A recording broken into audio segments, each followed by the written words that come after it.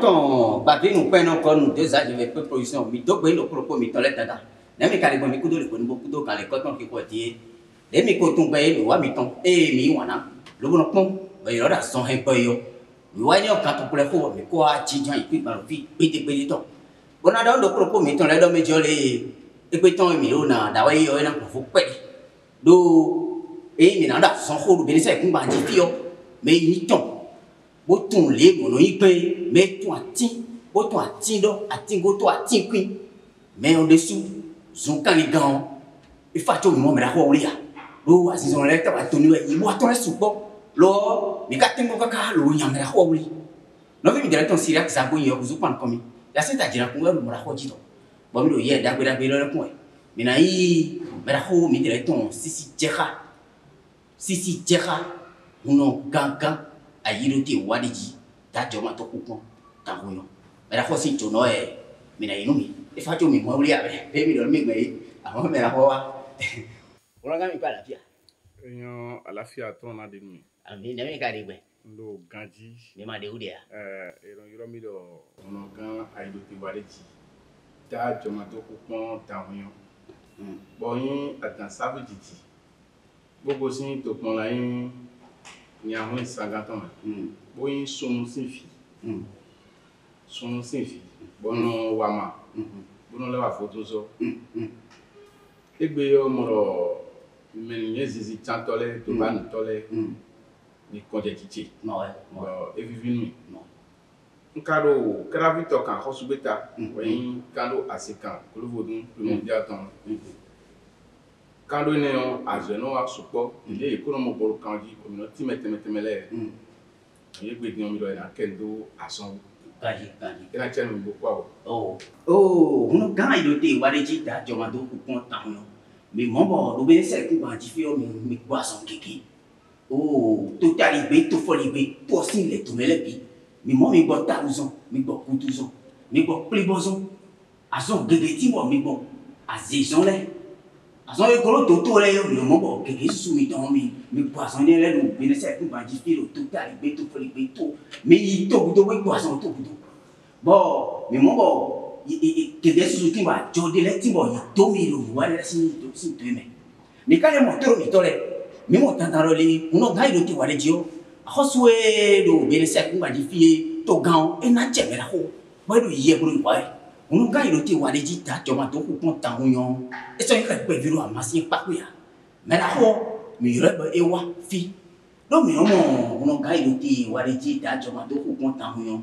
e na de le bo te mi lo po bona tata mi mo asan mi no bo ne le e no ni lo uno pacha turu mi to le e no pacha turu mi to sun kuru yon ko na kamero uno ga ido ti wa le ji o fi ya ga ko ka ba no e si mo bo lo to si mo lo ai ma di fi le ji o mi ro mi bolo le na cambio mi no se wa no do asan bo do yo fu me pa ko no si bo no da asan bo do me pa ko bo iye ka de mi do asan bo do me pa ko e su po bo mi no le mi na cambio mi lo le bo bi mo te ka de me ta asan bo do yo fu me pa ko do asan bo do me pa ko mi na ti me do yo placer sin pe me quelle est la différence qui existe vraiment entre la médecine traditionnelle et la médecine moderne on va y voir e no ko to mi to na chenu mi ko jo ko wa gaji mi na mo lo asan no pe to ko no jera ho me o bi yin bo si asan bi kan asesi asan gegere bo asan pa e ho me to ne bi mi ama wa to bi me vodun no bo ko no kafa bi me hu no ni aso ku bo tun asan lo lu yesu mesin asan we e o asan lo asan naturel ai ho mesin asan pa we no vi fidile de bado na seko gbegi zoni de le de bado na sin e we ndo etenu kon ko tendo wi me ko yin vodun no amato ara no te konbo e intagbeso e no yoro seminaire ba khosu no bloko toto lepo bo yiro na mi ni esisiyon aruna seko tagbeso enele buna no seminaire enele buna no luto asono koropo ason pino koropo ni no mete kono ko wa pade te no kan wa aruna no seminaire na no se e ma kaye ne a bo bo inspector ko me ason je jare be wa e wa fodun ko Faut donc tourner d'accord wa. Mais quand bien tron et le lui yesime yo. Tron do. Donc lui yesime ça son et yedo pas dire de le bitum. Pas dire de le et non ko do a moment donné à son docteur sous. Mais mamie da son jewo pas dire de le ko ne ma fu comme no tun a son le gan assistant son bi. Assistant son do mutun ton. Bon no better ko et bleu semaine wo ba palu bon ya. Et donc, il y a des gens qui ont des analyses de moi. Anawa mi dele kon. Mais des minazo de scanner mi dele kon. Scanner mi dele kon nous yesumele. Ina se pour nous yesumele. Nous yesumele yo TTC. Fia son il faut do radar na do scanner mi dele kon do. La son lo fiwe de di. Fia so ku tite. Bona sa no me odi oni. Fia so ku tite bo azo ele de je me odi yo. Ana ike ama bona do me le ba so na goni. Ama to de de be dingo ni no meno do la man kon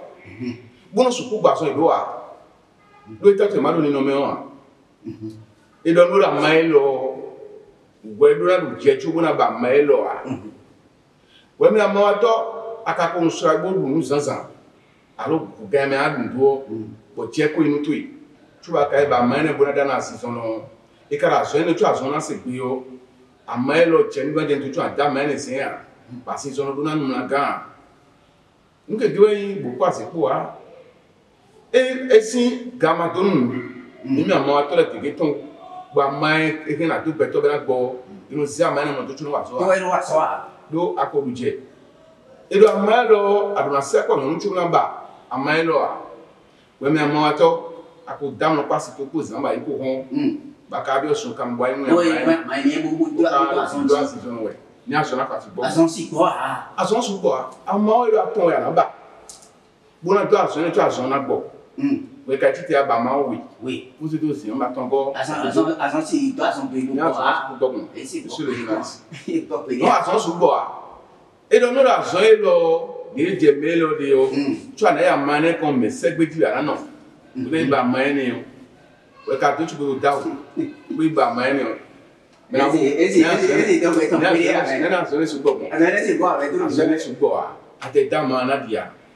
na tellement no gai do ti wa di ta to wa do ko konta ko yon konton ba do ko visage de production lo wa mi ton e mi wana lo bo mi no ro do so ko yo wa ji je mi le tata lo yi me ra ko mi tre ton no gai do ti wa di ta to wa do ko konta ko yon oh uno ga mi na cambio mi lo le do ma pa ko especial ko di yo oh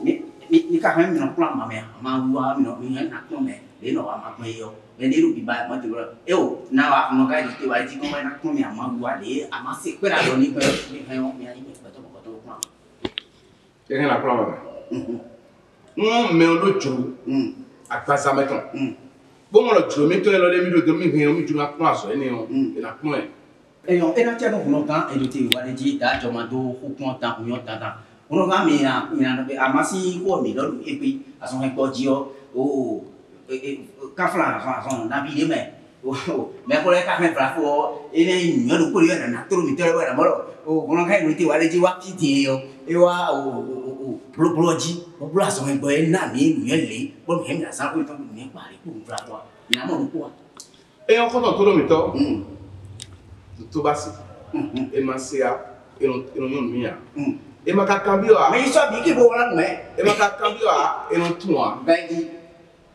nous bi me la son je pe din a son tête ya ka mi do ko do simplement fief typhoïde no fi amna isame amna to so la mo ya anu tro mu ni le ku we e wo e go si do ja no do fièvre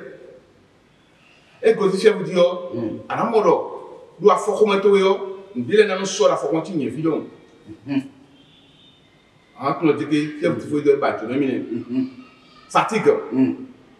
en doit courbature pour mettre les dans le coin on fait mettre les dans le wa no oui fièvre typhoïde de aso tu no ba wona e je mo chingo ji yo ati mi to le di o me ko le no sandai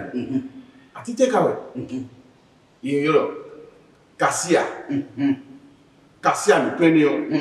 kasia mi to no se jo no ta ni yo anaba kasia sin ado bona ba kasia sin goto bona ba kasia sin ama bona ba kasia sin seton aba non le bu yo ara meje ko be no fi edu kokoro a e ka dun de gona a ko ka se to gaji bona se kasi asin adoro to bona se kasi asin gotoro chiton bona se kasi asin amaro chiton bona se kasi asin sel chiton comme une lave à planter ti a ti o mo wore no bone do ji esi que não vai ser adotado, vai doaquinho, aqui na duro, a daquinho perpétuo os homens, eu lá tinha que bater os homens, bona wa no senhor na tomeu, não vi, banada, um verre bambou par jour, verre habillé, verre habillé, un verre bambou par jour, verre habillé par jour, nous badons que nous mettons mito. Et là, il me calait pour mieux si bawe, à quand elle laisse comme. Nous nos carabito ka hospita le hono ga aibite waleji supepe fon sezi a hospita et où armi bawe bravo bandi alo kamiton le bona yolo mi 97 01 08 57 95 86 63 26 carabito ka hospita. Quand on va vivre comme deux AGVP, mais en tout cas, le coup, il t'enlève dans le couteau, et tu jambes couteau, il y a les pipons. Nous avons mis on a un bon, il y a à son réveil, ou à dire, petit joint, et ça, il a dit, le boyi, et on bloque, régulier, mais là, on met le temps, on a cagan, à illuter, si j'ai déjà, ou à dire, tu vas donc pour ton moyen, et tu retombes. Nous avons mis ton zabo, si là, il y a un comme il y a cette agir pour le braco du temps. Bon, mais il y a, et le beaucoup, et là, tu as le coup, le coup, ton mot, et tu as pour le afin tayo afin ko bueno ko ija ore furo mira